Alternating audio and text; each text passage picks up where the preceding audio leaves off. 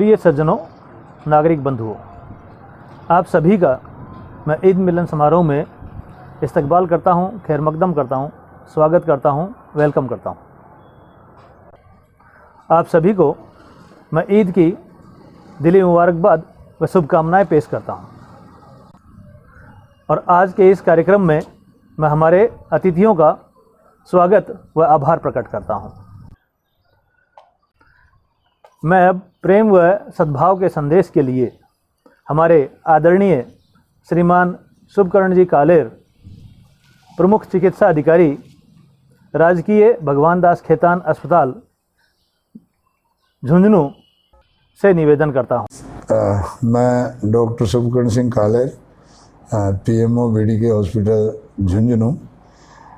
इन दिनों कोरोना काल में हम इनसे पीड़ित व्यक्तियों के लिए व्यस्त हैं और सबसे बड़ी बात यह रही कि इस ईद के असीम मौके पे इस बार हम बधाई नहीं दे पाए और ईद उस हिसाब से नहीं मना पाए जो हर साल मनाते आ रहे हैं।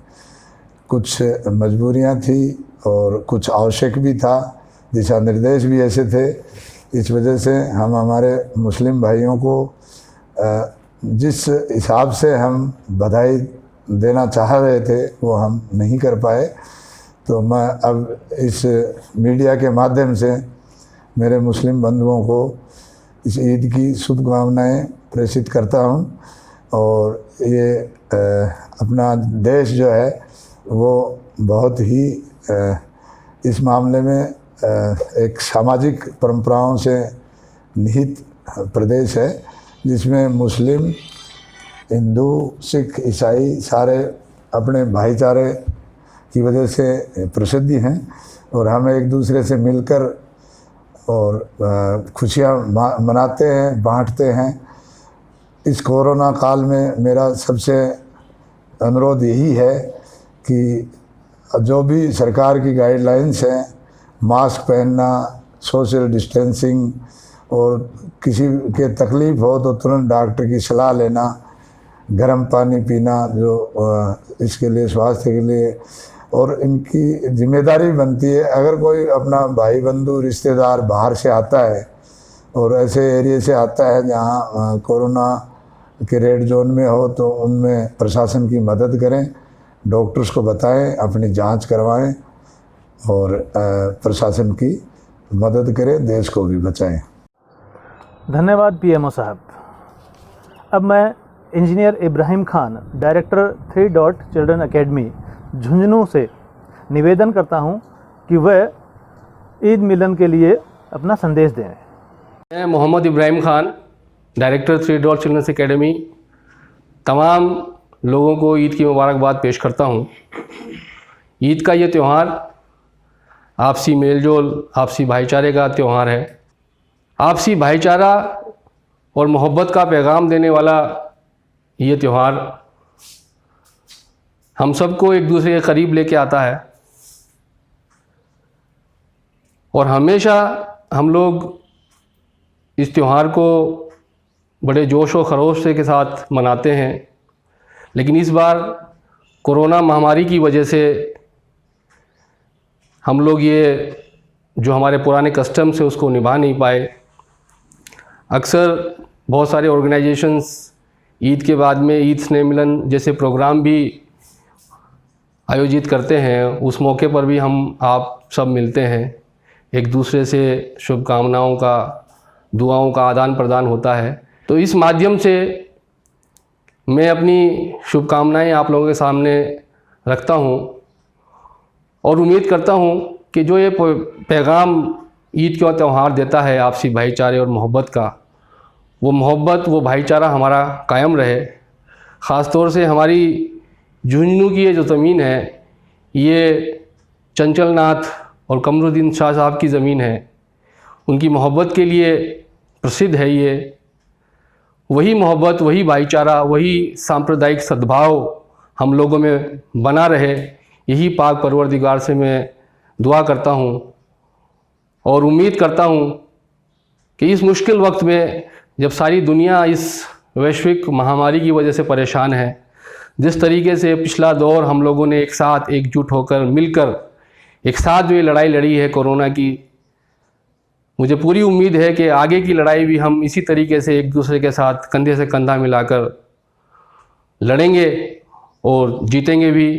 एक बार फिर आप तमाम लोगों को मैं ईद की मुबारकबाद पेश करता हूं और सिर्फ यही कहना चाहूँगा कि कोरोना के लिए सरकार की जो गाइडलाइंस हैं, जो फिज़िकल डिस्टेंसिंग की जो बात है, उसको अमल में लाएं, उसको अपने जीवन में उतारने की कोशिश करें और बढ़ते चलें, यही पैगाम है।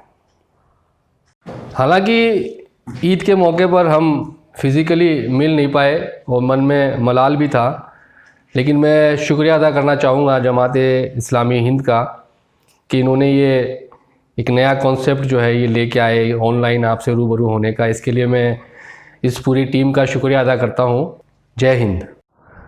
धन्यवाद इब्राहिम खान साहब। अब मैं हमारे ज़िले के अतिरिक्त जिला शिक्षा अधिकारी माध्यमिक झुंझुनू श्री कमलेश जी तेतरवाल से निवेदन करता हूं कि ईद मिलन पर अपना संदेश प्रेषित करें। मैं कमलेश कुमार तेतरवाल, अतिरिक्त जिला शिक्षा अधिकारी माध्यमिक शिक्षा झुंझुनू, सभी भाइयों को ईद का हमारा जो सौहार्दपूर्ण जो त्यौहार है उसकी सबसे पहले मुबारकबाद देता हूं।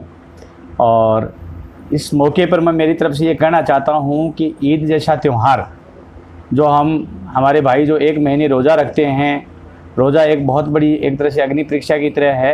अल्लाह के नाम पर दुआएं करते हैं और एक तपस्या सी करते हैं महीने भर की, तो उससे आदमी का जो मन है, जो दिमाग है, वो एक तरह से पवित्र होता है, पाक होता है। उसके बाद हमारा ईद का त्यौहार आता है और हिंदुस्तान की जो ये गंगा जमुनी संस्कृति है, इसमें हमारे ईद और दिवाली ऐसे त्यौहार हैं जहाँ हम सभी धर्मों के लोग सांप्रदायिक सौहार्द के लिए अब एक दूसरे से गले मिलते हैं, मुबारकबाद देते हैं, एक दूसरे के आते जाते हैं। और हालिया वर्षों में तो हमारे यहाँ एक तरह से बहुत अच्छी एक परंपरा चली थी कि हम दिवाली और ईद के स्नेह मिलन समारोह आयोजित करते आए हैं, लेकिन इस वर्ष इस कोरोना महामारी की वजह से हम ऐसे कार्यक्रम आयोजित नहीं कर सके। मैं इस प्रोग्राम के माध्यम से एक बार पुनः सबको ईद की बहुत बहुत मुबारकबाद देना चाहता हूं और उम्मीद करता हूं कि इस नए माहौल में जो इस महामारी की वजह से आया है, जिसमें हमारी जीवन शैली बदल गई है, उसमें भी हम हमारे त्योहारों को और संस्कृति को नहीं भूलें और इन सोशल मीडियम के माध्यम से या हमारे और अन्य जो तकनीकी युग के साधन हैं उनके माध्यम से हम हमारे त्योहारों को मनाएं। और ईद का जो ये त्यौहार है, इसकी जो उपयोगिता है, इसके जो उद्देश्य हैं, उनसे हम भटकें नहीं। हम हमारा जो आपस का विभिन्न धर्मों का सामंजस्य है उसको बनाए रखें, एक दूसरे की मदद करें। और किसी भी धर्म में अगर आप देखें तो पहली शिक्षा ये है कि आपका पड़ोसी अगर कोई गरीब है, भूखा है, तो उसकी मदद करें। धर्म कभी ये नहीं कहता कि आप किसी धर्म के आधार पर किसी की मदद करें, उससे प्रेम रखें। तो ईद एक ऐसा त्यौहार है जो हम सबको ये शिक्षा देते हैं कि हम सब एक हैं, अल्लाह के बंदे हैं, भगवान के बंदे हैं। हम अपने किसी भी देवता को माने, लेकिन इंसान को अपना भाई माने, अपना दोस्त माने, अपना पड़ोसी माने और एक दूसरे की इज्जत करे। सबको ईद की बहुत बहुत मुबारकबाद। धन्यवाद कमलेश जी। अब मैं सहायक अभियंता बिजली बोर्ड मंडावा के जनाब मुमताज़ अली से गुजारिश करता हूं कि वो प्यार मोहब्बत का संदेश दें।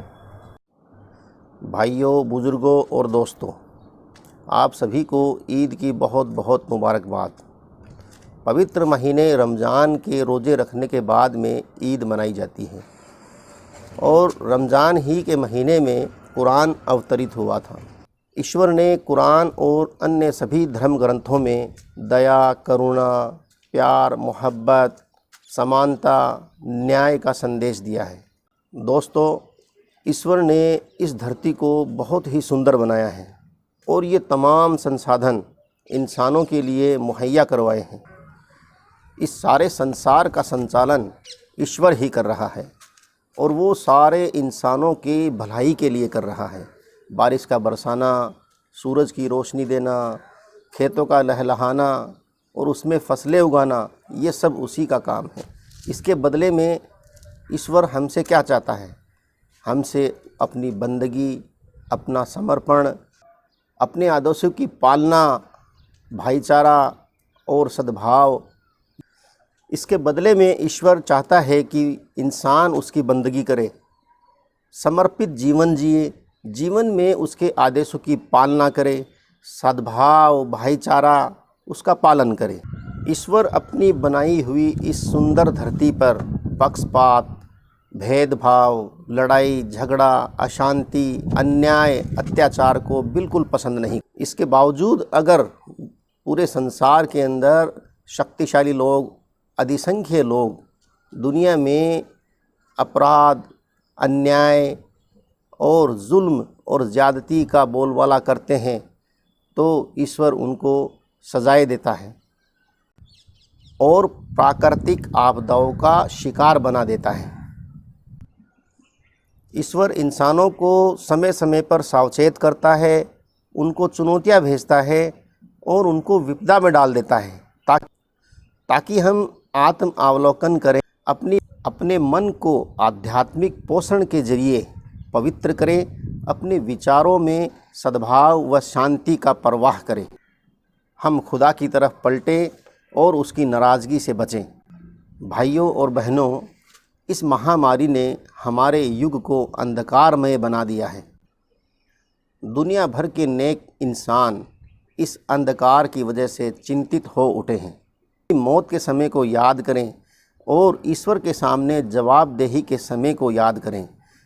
इस अंधकार के स्वरूप में गरीबी व असमानता का अंधेरा, उत्पीड़न व शोषण का अंधेरा, गंदी राजनीतिक चालों का अंधेरा, भेदभाव व पक्षपातपूर्ण माहौल का अंधेरा, नफ़रतों व घृणा का अंधेरा एवं शर्मनाक पूंजीवादी व्यवस्थाओं का अंधेरा, चापलूस पत्रकारिता का कलंकित अंधेरा, इन सब अंधेरों ने विश्व के लिए घुटन पैदा कर दी है। भाइयों और बहनों, आइए इस ईद के अवसर पर हम सामूहिक प्रयास करें कि इन अंधेरों को दूर करें। मुमताज़ साहब, सभी अतिथि और श्रोताओं का बहुत बहुत धन्यवाद, शुक्रिया। इस ईद मिलन प्रोग्राम की चौथी कड़ी जल्द ही आपके सामने प्रस्तुत की जाएगी। आप हमारे साथ बने रहें।